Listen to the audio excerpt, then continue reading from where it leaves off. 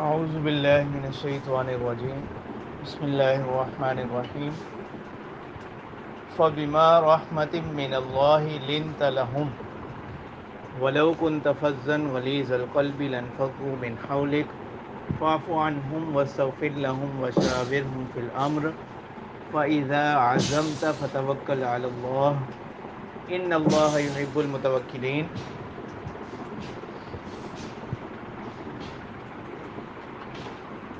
سورۃ آل عمران کی اس آیت میں گزشتہ آیات میں جو واقعات بیان ہوئے غزوہ احد کے حوالے سے، تو اب اللہ تعالیٰ اس آیت میں آپ صلی اللہ علیہ وسلم سے صحابہ کے حق میں سفارش فرما رہے ہیں کہ جو کچھ بھی ہو گیا، ان سے جو بھی لغزشیں ہوئیں، اس میں ان کا منشا کوئی ذاتی غرض نہیں تھی، اور نہ ہی اس سے مقصود کوئی دین کو نقصان پہنچانا تھا، بلکہ یہ لوگ خالص دین پرست لوگ ہیں اور دین کے ساتھ مخلص ہیں۔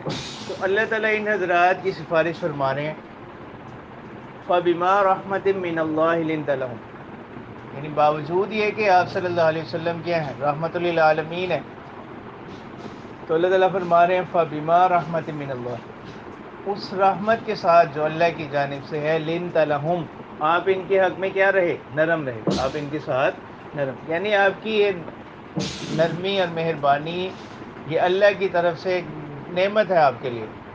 وَلَوْ كُنْتَ فَظًّا غَلِيظَ الْقَلْبِ، اگر آپ کیا ہوتے، سخت ہوتے، وَلَوْ كُنْتَ فَظًّا سخت ہوتے، غلیظ القلبی سخت دل والے ہوتے، لَانفَضُّوا مِنْ حَوْلِكَ، فَظًّا یعنی سخت زبان والے ہوتے، غلیظ القلب سخت دل ہوتے، لَانفَضُّوا مِنْ حَوْلِكَ، تو یہ لوگ آپ کے پاس سے کیا ہو جاتے، منتشر ہو جاتے، علیحدہ ہو جاتے آپ سے۔ تو لہٰذا فاعف عنہم واستغفر لہم، آپ ان خطاؤں کو کیا کریں، ان کو معاف فرمائیں، بلکہ صرف یہ نہیں کہ ان کو معاف فرمائیں، واستغفر لہم، خود بھی ان کے لیے کیا کرتے رہیں، استغفار کرتے رہیں، اور ان کے اعزاز و اکرام کے لیے، اور ان کا مقام یہ ہے وشاورہم فی الامر، معاملات میں ان سے کیا کریں، مشورہ بھی کریں، فَإِذَا عَزَمْ، یعنی جس طرح آپ پہلے مشورہ کرتے آ رہے ہیں آئندہ بھی اسی طرح جاری رکھیں، فَإِذَا عَزَمْتَ فَتَوَكَّلْ عَلَى اللَّهِ، اور جب آپ کسی کام کا ارادہ کر لیں، کسی کام پر عزم کر لیں، تو سارے اسباب کو اختیار کرنے کے بعد فَتَوَكَّلْ عَلَى اللَّهِ، اللہ پر کیا رکھیں، بھروسہ رکھیں، ان اللہ یحب المتوکلین، بے شک اللہ تعالیٰ پسند کرتے ہیں توکل کرنے والوں کو۔ تو اس آیت میں عام معاشرت کے حوالے سے بہت سی اہم تعلیمات، سب سے پہلی جو تعلیمات ہے اس آیت میں، وہ ایک تو یہ ہیں کہ ایک داعی جو ہوتا ہے، دین کی دعوت دینے والا، یا اسی طرح کوئی استاد ہے یا کوئی مربی ہے، تربیت کرنے والا ہے، جیسے اولیاء اللہ ہوتے ہیں، نیک بزرگ ہوتے ہیں، ان کا رویہ کیسا ہونا چاہیے اپنے مریدین کے ساتھ، یا استاد ہے اس کا اپنے شاگردوں کے ساتھ، یا والدین ہیں ان کا اپنی اولاد کے ساتھ، اس میں کیا ہونا چاہیے، ان کا رویہ ان کے ساتھ نرم ہونا چاہیے، نرمی والا رویہ ہونا چاہیے، یعنی تنخوئی والا، بے رخی والا رویہ نہیں ہونا چاہیے، تاکہ ان کو ان کے ساتھ ایک مانوسیت ہو جائے۔ تو جس وقت مانوسیت ہوگی، پھر ہی جو ان کا مقصد ہے وہ کامل طریقے کے ساتھ کیا ہوگا، پورا ہوگا۔ مثلا ایک استاد ہے اور ایک شاگرد ہے، اگر دونوں کا مزاج نہیں ملتا ہوگا تو شاگرد کو کبھی بھی اس کی تعلیم سے، اس کے علوم سے کیا نہیں پہنچے گا، فائدہ نہیں پہنچے گا۔ اسی طرح ایک پیر ہے، ایک مرید ہے، اگر دونوں کے مزاج میں یکسانیت نہیں ہے تو ان کا جو مطلوب ہے وہ پورا نہیں ہو سکتا، ٹھیک ہے؟ بلکہ اسی طرح والدین اور اولاد میں بھی یہ چیز ضروری ہے، ٹھیک ہے؟ ایک بات تو یہ ہوگی۔ دوسرا یہ کہ فاعف عنہم، یعنی جو بھی والدین ہوں، استاد ہوں،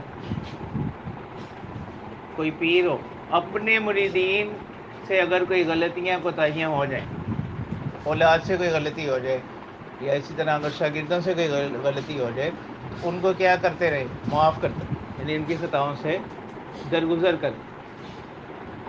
اور ان کے لیے کیا کرتے رہیں؟ استغفار کرتے رہیں. ٹھیک ہے.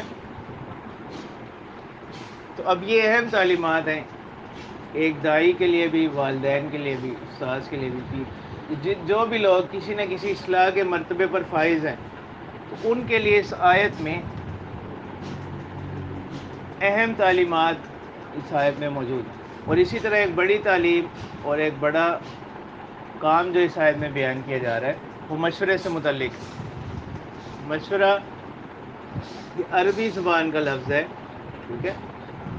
جیسے یہاں پر ہے وَشَاوِرْهُمْ فِي الْأَمْرِ، اور 25ویں پارے میں اہل ایمان کی ایک خاصیت یہ بیان کی گئی وَأَمْرُهُمْ شُورَىٰ بَيْنَهُمْ، کہ ان کے معاملات آپس میں کس سے طے ہوتے ہیں؟ مشورے سے طے ہوتے ہیں. تو مشورے کا لفظ یہی ہے، اس کے معنی یہی ہے کہ کسی اہم کام میں جو سمجھدار لوگ ہوں ان سے کیا کرنا؟ مشورہ لینا. ٹھیک ہے. یا اسی میں ایک اور لفظ استعمال ہوتا ہے امر کا، جیسے یہاں بھی آ رہا ہے. تو امر کے معنی کیا ہوتے ہیں؟ ہر متہم بشان کام، یعنی ہر عظمت والا کام. تو مفہوم کیا ہوا کہ ہر عظمت والے کام میں کیا کریں؟ مشورہ کریں. تو پہلی چیز یہ ہو گئی لفظی تحقیق، مشورہ کی اور امر کی لفظی تحقیق ہوگی.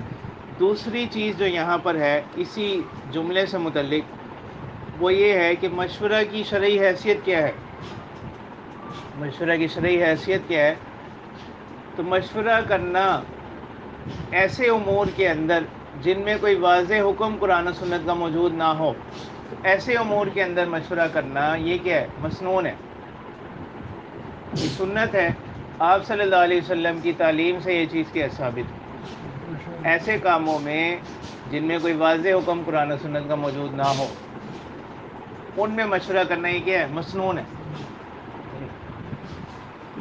ایسے کام جن میں کوئی واضح شرعی حکم موجود ہے اس میں مشورہ نہیں ہوگا. مشورہ صرف ان کاموں میں ہوگا جہاں کوئی واضح حکم قرآن و سنت کا، مثلا کوئی یہ مشورہ کرنا شروع کر دے کہ وہ نماز پڑھے یا نہ پڑھے، زکوٰۃ دے یا نہ دے. کیونکہ اب نماز شریعت کا وہ حکم ہے جو کیا ہے؟ منصوصی حکم ہے اور قطعیت کے ساتھ کیا ہے؟ منقول ہے. ٹھیک ہے. اسی طرح کوئی یہ مشورہ کرنے لگے کہ وہ زکوٰۃ دے یا نہ دے، حج ادا کرے یا نہ کرے، تو یہ شریعت کے واضح احکامات ہیں. تو مشورہ اگر ہو بھی تو کس کام میں ہو سکتا ہے؟ کہ زکوٰۃ کن لوگوں کو دی جائے یا کون اس کے زیادہ مستحق ہیں، اس کے بارے میں وہ کسی سے مشورہ کر سکتا ہے. یہ حج ہے، حج کے بارے میں کہ اس سال کر لے یا آئندہ سال کر لے، اس کے بارے میں بھی وہ کیا کر سکتا ہے؟ مشورہ کر سکتا ہے. تو مشورہ ایسے کاموں کے اندر جو واضح جن کے بارے میں حکم قرآن و سنت میں موجود نہ ہو مسنون ہے. تیسری جو یہاں پر چیز ہے وہ یہ ہے کہ آپ صلی اللہ علیہ وسلم کو جو حکم دیا جا رہا ہے وَشَاوِرْهُمْ فِي الْأَمْرِ، کہ آپ اپنے صحابہ سے کیا کرتے رہیں؟ معاملات میں مشورہ کرتے رہیں. اس کا کیا درجہ ہے؟ اب یہاں پر اشکال یہ آتا ہے نا کہ آپ صلی اللہ علیہ وسلم تو خود کیا ہیں؟ صاحب وحی ہیں.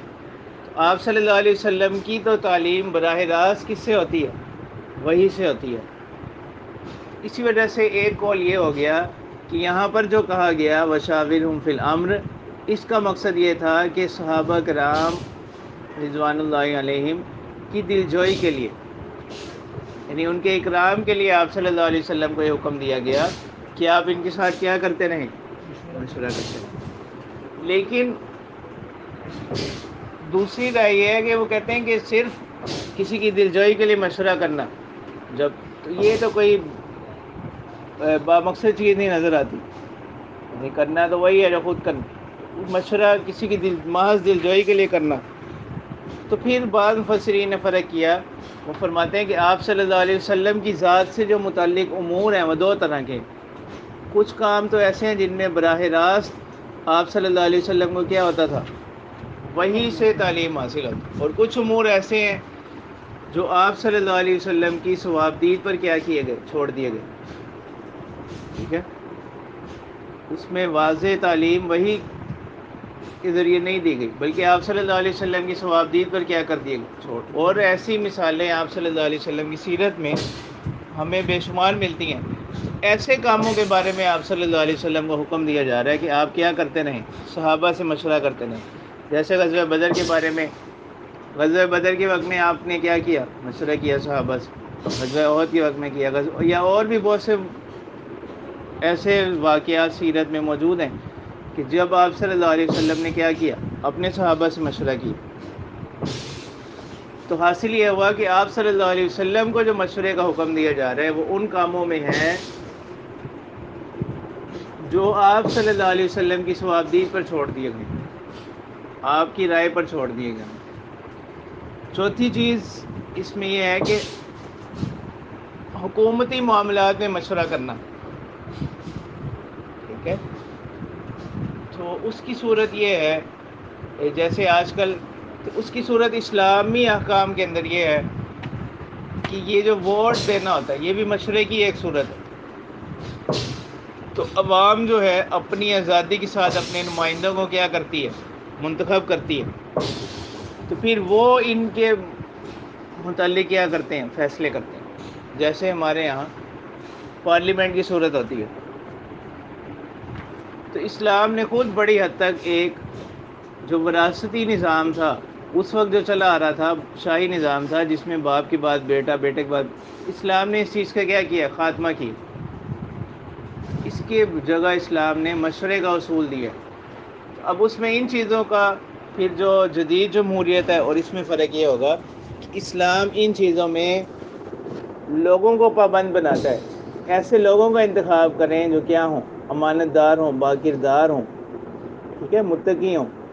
پھر جب وہ اپنے مشورے کے ساتھ کیا کریں گے؟ فیصلہ کریں گے. تو وہ اسلامی اصولوں کو کیا رکھیں گے؟ مد نظر رکھیں گے. قرآن و سنت کی تعلیمات کو کیا رکھیں گے؟ مد نظر رکھیں گے. تو یہ مطلب ہے امور حکومت میں مشورہ کرنے کا. ٹھیک ہے، اور یہ خلفائے راشدین کا بھی طریقہ یہی رہا، آپ صلی اللہ علیہ وسلم کا بھی طریقہ یہی رہا کہ وہ اہم کاموں میں کیا کرتے؟ مشورہ کرتے. پانچویں چیز اسی جملے سے متعلق یہ ہے کہ اگر مشورہ کرنے میں کیا ہو جائے؟ اختلاف رائے ہو جائے، تو پھر فیصلہ کیسے ہوگا؟ تو اس میں یہ ہے کہ جو شخص مشورہ لے رہا ہوتا ہے نا مختلف لوگوں سے، وہ اس کا مشورے کا پابند نہیں ہے. مشورہ صرف اس لیے لیا جاتا ہے تاکہ اس کام سے متعلق جتنے بھی ضروری پہلو ہیں وہ سارے کیا ہو جائیں؟ سامنے آ جائیں. مثلا کوئی کچھ رائے دے گا، کوئی کچھ رائے دے گا، کوئی کچھ رائے دے گا. اس کے بعد کیا ہوگا کہ پھر یہ ساری آراء جب اس کے سامنے آ جائیں گی تو یہ اپنی عقل کو استعمال کرتے ہوئے کسی ایک کو کیا کر لے گا؟ اختیار کر لے گا. تو جو شخص مشورہ لینے والا ہے اس پر مشورے پر عمل کرنا ضروری نہیں ہوتا، نہ وہ اس کا پابند ہوتا ہے. ٹھیک ہے، تو اسی وجہ سے جو شخص مشورہ بھی دے اس کو بھی یہی چاہیے کہ وہ کیا نہ کرے، یعنی بے لوث ہو کر صحیح اور حق بات کو کیا کرے؟ بیان کرے. جیسے حدیث مبارکہ میں بھی آتا ہے نا کہ المستشار مؤتمن، کہ جس سے مشورہ لیا جا رہا ہے وہ کیا ہے؟ امین ہے. اس کو چاہیے کہ وہ دیانتداری کے ساتھ کیا کرے؟ صحیح مشورہ دے، صحیح رائے کیا کر دے، بتلائے.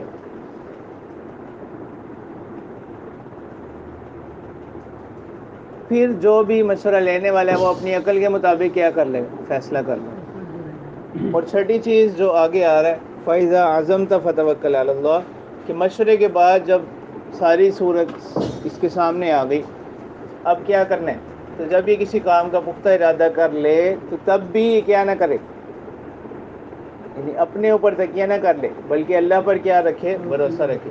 تو اس سے معلوم ہو گیا کہ یہاں پر جو توکل کا حکم دیا جا رہا ہے تو توکل ترک اسباب کا نام نہیں ہے. توکل کس چیز کا نام نہیں ہے؟ اسباب کو منقطع کرنے کا نام توکل نہیں، کہ انسان اسباب کو بالکل چھوڑ دے اور اللہ پر کیا رکھے؟ بھروسہ رکھے. بلکہ توکل نام ہے اسباب کو اختیار کرنے کے بعد پھر نتیجہ کس پر چھوڑ دیا جائے؟ اللہ تعالیٰ پر چھوڑ دیا جائے. اس کا نام توکل ہے. ترک اسباب کا نام کیا نہیں ہے؟ توکل نہیں. بہت سے لوگوں نے جو توکل کو ترک اسباب کا نام دے دیا وہ صحیح نہیں. جیسے حدیث مبارکہ میں بھی آتا ہے، پہلے بھی آپ کو بتایا کہ آپ صلی اللہ علیہ وسلم نے فرمایا کہ پہلے اونٹ کو رسی باندھو پھر اللہ پر یہ بھروسہ رکھو کہ یہ کیا نہیں ہوگا، اس کو کوئی نقصان نہیں پہنچے. یعنی یہ مثال سمجھانے کے لیے اس کے ساتھ دی گئی.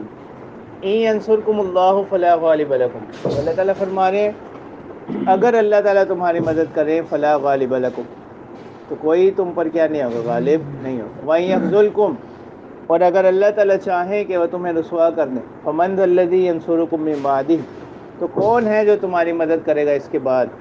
وَعَلَى اللَّهِ فَلْيَتَوَكَّلِ الْمُؤْمِنُونَ، تو چاہیے کہ اہل ایمان جو ہیں وہ اللہ ہی پر کیا رکھیں، بھروسہ رکھیں. تو جار مجرور کو جو مقدم کیا حصر کے لیے کہ بھروسہ کس پر رکھنا ہے، اللہ ہی پر رکھنا ہے.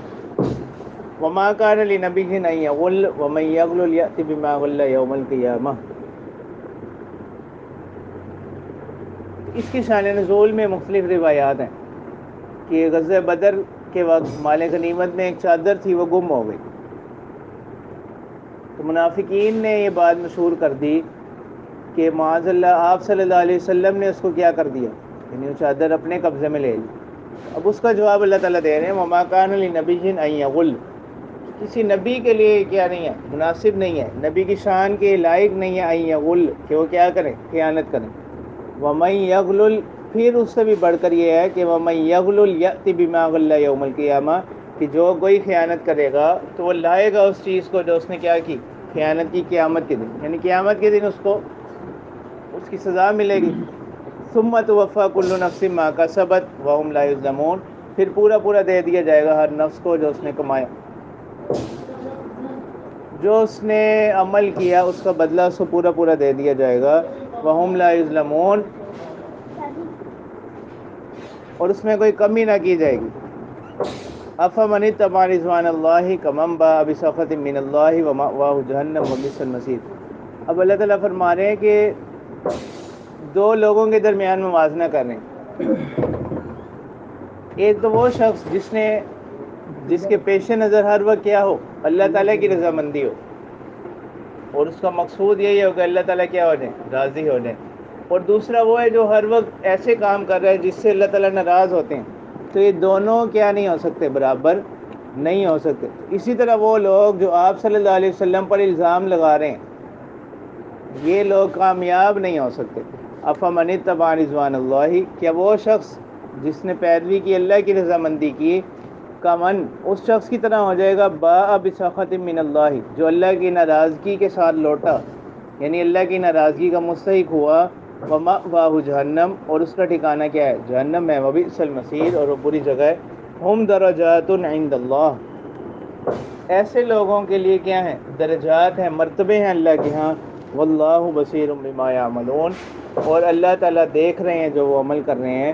لقد من اللہ علی المؤمنین اذ بعث فیہم رسولا من انفسہم یتلو علیہم آیاتہ ویزکیہم ویعلمہم الکتاب والحکمہ وَإِن كَانُوا مِن قَبْلُ لَفِي ضَلَالٍ مُّبِينٍ. اب اللہ تعالیٰ فرما رہے ہیں کہ اللہ تعالیٰ کے بے شمار احسانات ہیں اپنے بندوں پر. وَإِن تَعُدُّوا نِعْمَتَ اللَّهِ لَا تُحْصُوهَا، کہ اگر تم اللہ کی نعمتوں کو شمار کرو تو ان کو کیا نہیں کر سکتے، شمار.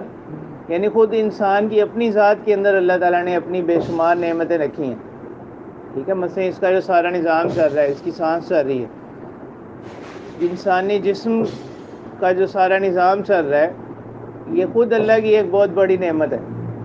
عام طور پر اس کی قدر اس وقت ہوتی ہے جب انسان کسی چیز سے کیا ہو جاتا ہے، محروم ہو جاتا ہے. اسی وجہ سے شاہ ولی اللہ رحمہ اللہ نے فرمایا کہ انسان خود ایک کیا ہے، اس کے اندر ایک چھوٹا سا جہان آباد ہے، کہ اللہ تعالیٰ نے اپنی قدرت کی بے شمار نشانیاں اس کے اندر رکھی ہیں. تو اللہ تعالیٰ کے بے شمار احسانات ہیں اپنے بندوں پر، لیکن اللہ تعالیٰ نے کبھی اس طور پر کسی احسان کو بیان نہیں کیا کہ ہم نے تم پر یہ احسان کیا. تو ایک خاص نعمت اللہ کی ایسی ہے جس کو اللہ تعالیٰ نے بطور احسان کے یہاں پر کیا کیا، بیان کیا. اور مسلمانوں کو یہ تلقین کی جا رہی ہے کہ اس احسان کی، اس نعمت کی کیا نہ کرو، ناقدری نہ کرو. وہ احسان کیا ہے، لقد من اللہ علی المؤمنین، تحقیق اللہ تعالیٰ نے احسان کیا ایمان والوں پر. اذ بعث فیہم رسولا، کہ جب بھیجا ان کے درمیان ایک رسول، من انفسہم، انہی میں سے، انہی لوگوں میں سے ہے، انہی کی طرح بشر ہے. یتلو علیہم آیاتہ، اور اس رسول کے فرائض کیا ہیں، ذمہ داریاں کیا ہیں، یتلو علیہم آیاتہ، کہ وہ ان کے سامنے تلاوت کرتے ہیں اللہ کی آیات کو.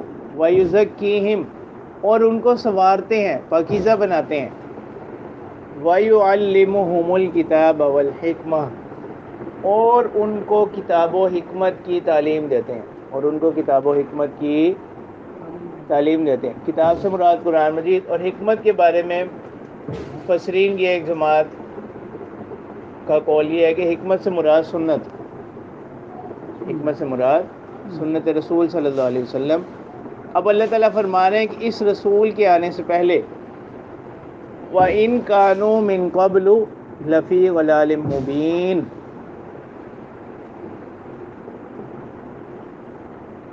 اس سے پہلے ایک اس میں تھے، واضح خطا میں تھے، واضح گمراہی میں تھے،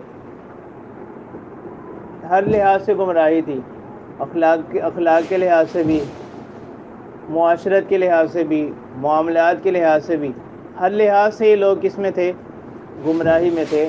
تو ہم نے ایک رسول کو ان کے درمیان بھیجا، اور اس رسول کے فرائض کیا ہیں یہ بتلائے کہ وہ ان کے سامنے تلاوت کتاب، تزکیہ، یعنی ان کے اخلاق کو کیا کرتے؟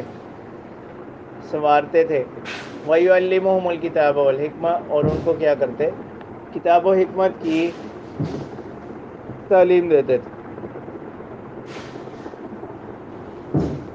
تو یہ آپ صلی اللہ علیہ وسلم کے فرائض ہیں۔ تو یہ بھی ایک آیت جو ہے، یہ ایک دلیل ہے کس چیز کی؟ حدیث کی حجیت ہونے کی، کہ اس میں آپ صلی اللہ علیہ وسلم کے فرائض میں ایک چیز کیا بیان کی گئی؟ محض تلاوت کتاب نہیں ہے، بلکہ تزکیہ اور تعلیم کتاب نے بتایا کہ آپ صلی اللہ علیہ وسلم کی بعثت کا جو مقصد ہے وہ محض کتاب پہنچانے کے علاوہ اور بھی ہے، محض کتاب پہنچانا نہیں ہے بس، بلکہ اس کے علاوہ اور چیزیں بھی ہیں۔ تو حکمت سے مراد بعض مفسرین کی ایک جماعت وہ اسی کی قائل ہے کہ اس سے مراد کیا ہے؟ سنت رسول صلی اللہ علیہ وسلم۔ چلیں بس اس کا